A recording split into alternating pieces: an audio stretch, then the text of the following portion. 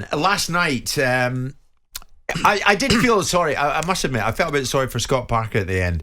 He looked a wounded man. He looked shattered at the end of it. Fulham eventually, as most of us suspected, to be quite honest, down they go. It's Championship football for them next season. But before we go any further, Simon, what about Burnley? They secure their 6th season in the Premier League after beating Fulham, and they can sign them to another top flight relegation. But Burnley. Scott, you look at Scott's demeanour and you look at Sean Dyche and you think, well, I tell you what, who's the happier man? Who's got it right? It's Dyche and Burnley. Oh, absolutely. I mean, given the fact that this club has just been purchased under the same sort of mechanism that Manchester United has been purchased by Glazers, the importance of Sean Dyche to Burnley is absolutely astronomical, and they should do everything they possibly can to retain his services within the realms of being reasonable, because I've always sort of looked at Sean Dyche in a certain way and admired the work that he's done, but the more you look at it, the more you distill it down, the more you really look at it properly and suggest that this is probably one of the best jobs in the Premier League being done by a manager, because he's got a cloth that's been cut accordingly, i.e. the economics of what he gets are far, far below the Fulhams of the world. Yeah, true. And yet, season after season after season, Sean Dyche produces a team that may struggle at the beginning, middles and ends in a way that always keeps him in the Premier League.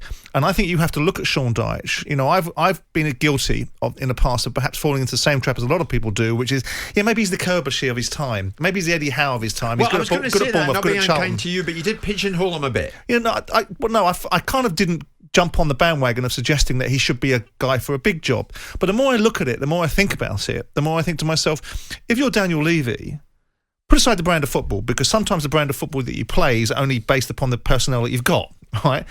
Why wouldn't Sean Dyche be an opportunity for Tottenham to take a manager that's earned his corn, absolutely, applied his trade, got his stripes, and for whatever reason, because he speaks in a gravelly voice or he's a bit earthy and he's a bit of a send-up merchant with media at times, he doesn't get that look in, and I'm beginning to look at it more and more and more. And also, on the flip side of that argument, if I'm Burnley, I would be doing within reason whatever it takes to keep this individual, because without him, the whole purchase mechanism of that club could be in jeopardy if they get relegated.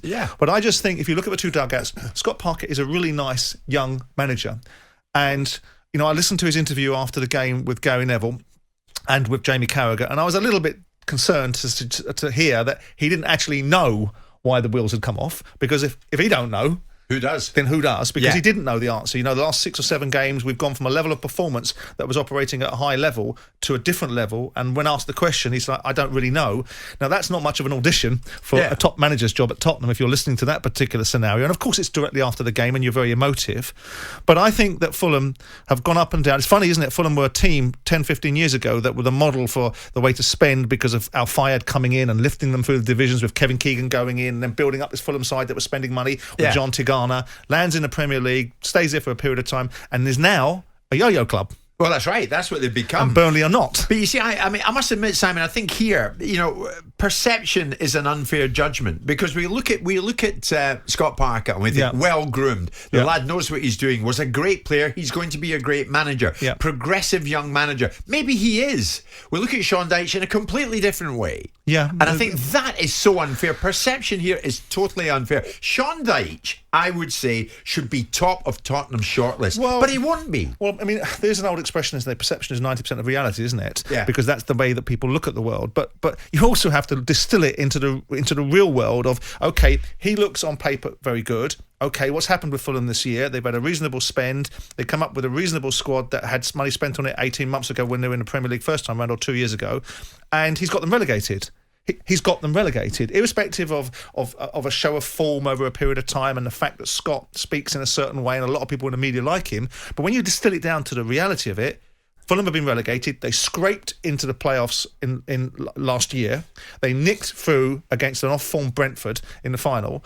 And Sean Dyche does a job week in and week out. So whether it's Tottenham or whether it's, I'm going to throw my club into the mix here, whether it's a Crystal Palace with a bit of ambition, because I know that the rumours were circulating around that a few years ago, Sean would have been very keen to talk to Palace, I think around about the Frank de Boer time. Okay. But now you've got a situation where it's up in the air with Roy Hodgson. If Palace have got some ambition, then again, there's somebody that A, keeps you in the Premier League because he's proven it with Burnley, and B, might even kick you on if it's time for Roy Hodgson to go. But you're also right, Simon, the new people at the top of Burnley need to move and move fast. Well, because it won't just be us who's saying this about Sean Dyche. This will roll and roll. And I think the mood is changing about Sean.